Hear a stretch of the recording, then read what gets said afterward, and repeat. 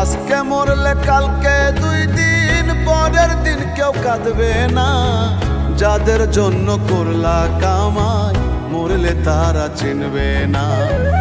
আজকে মরলে কালকে 2 দিন পরের দিন কেউ কাঁদবে না। যাদের জন্য করলা কামাই মরলে তারা চিনবে না। থাকতে সময় করো আমল, ঈমান করো খাঁটি। শেষ ঠিকানা তোমার আমার 3.5 হাত মাটি। শেষ ঠিকানা তোমার আমার 3.5 হাত মাটি।